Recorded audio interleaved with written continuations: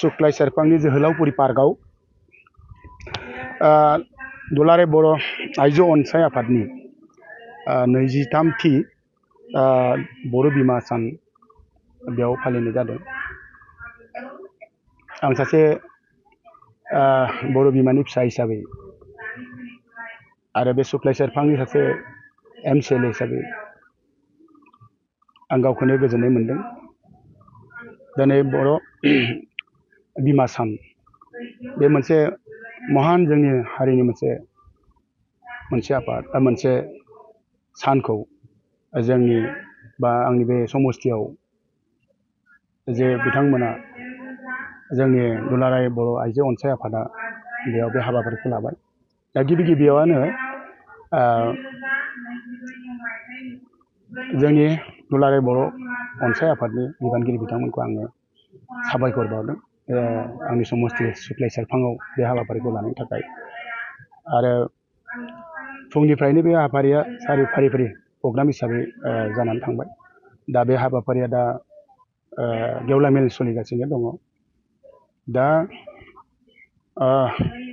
बर' बिमा सान आं बे हाबाफारियाव बुहुमनि थानाय आरो आसामनि आरो BTR ओनसोलनि बर' हारिनि रायजो राजा बिथांमोनखौ आङो खावलायनो सानदों। जाय बड'लेण्ड मुभमेन्टआव गिबि रुंसारि जाबाय आइजो हेलेना आरो गायदे बिथांमोननि जे सिमां बर' हारिखौ लानानै बे सिमांखौ जोङो जाफुंहोनांगोन जों थांना थानाया। बे हिसाबै आं बयखौबो खामानि मावनो थाखाय आंनिफ्राय गुरै खावलायदों। मानो होनबा दिनै बर' जाथिया बे स्टेजसिम फैनायाव मुंख्लंफोरनि अबदान नङा होनबा जों दिनै बर' हारिया बे स्टेजसिम फैनो हानाय नङामोन। दिनै आं सासे MCLA जाबाय। BTR ओनसोलाव बर' हारिया गोबां आवगायबाय।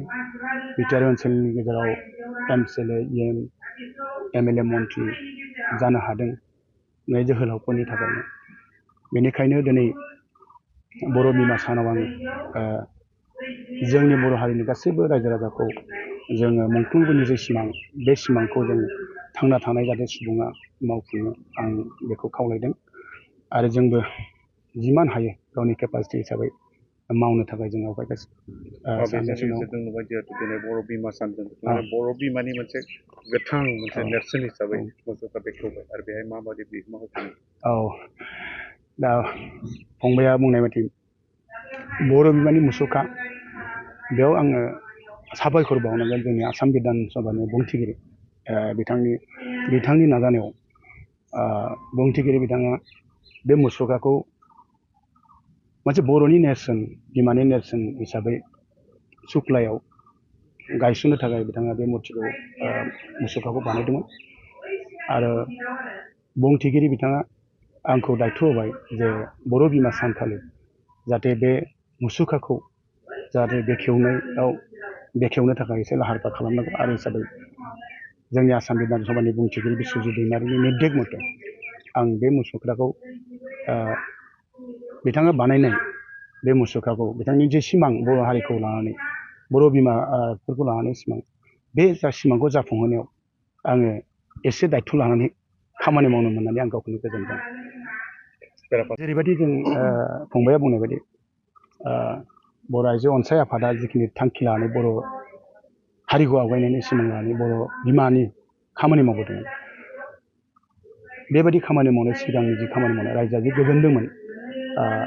दा फैबाय थानाय समावबो जाहाथे बेबादि बर' हारिनि मोजां जानाय खामानि जेनेबा फंबाया बुंनाय बायदि जौ होबथानाय बा जोंनि बर' हारियाव आवगायनायनि मोनसे होबथानाय जेनेबा जोंनि सारिया आवगायनायाव मोनसे सिमांखौ जाफुङैनि मोनसे एक्टिभिटिसफोरखौ गाज्रि होननानै जे दायथ' लानानै जे खामानि मावदोंमोन बेखिनि खामानिफोरखौ आंनि मथे आं आसा खालामदों खावलायदों जाहाथे उनफोराव दिनैनि बे हाबाफारियाव जाहाथे बेफोरखौ डिसिसन लानानै जाहाथे इयुनाव जाहाथे जोंनि बर' बिमाया जे सिमांखौ लानानै गावनि गथ' गथायखौ जोनोम होदों जाहाथे बे सिमांखौ लानानै गथ' गथायखौ जाहाथे भबिष्यतआव जोनोम होनाय बे सिमांखौ जाफुंहोनायाव जाहाथे आवगायलांनो मोनसे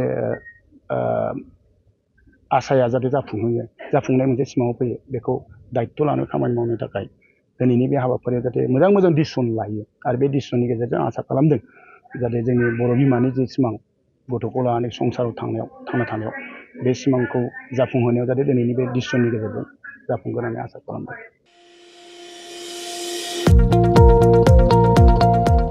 नोंथाङा सासे नार्स ANM GNM जानो गोसो दं नामा? नोंथाङा पेरामेडिकेल कर्सनि सोलोंथाइ लानो गोसो दं नामा? नोंथाङा जुदि nurse ANM GNM laboratory technician जानो गोसो दंब्ला थाबैनो doctor BR Ambedkar allied health इन्स्टिट्यूटआव मुं थिसनदो। बाक्सा जिल्लानि मसलपुर सदर टाउननि मसलपुर SP मावख'नि साखाथि 1 नं काथालिगाव बेदलाबारियाव थानाय doctor BR Ambedkar allied health इन्स्टिट्यूटआव 2025-26 सोलोंथाइ बोसोरनि थाखाय सोलोंसाफोरनि मुं थिसननाया सोलिगासिनो दं। आर्ट्स, कमार्स आरो साइन्सनि बिजोंनिफ्राय HS थाखोखौ उथ्रिसारनाय साफ्रोमबो फरायसायानो पेरामेडिकेल कर्स लानो थाखाय मुं थिसननो हागोन।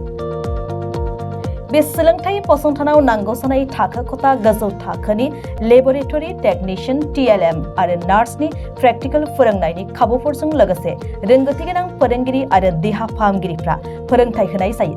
बेनि अनगायैबो हिन्जावसाफोरनि थानायनि थाखाय हस्टेलनि खाबुबो दं। बे समाव गोसो गुदुं फरायसा एबा सोलोंसाफोरनि मुं थिसननायनि थाखाय फर्म बिलाइखौ होगासिनो दं।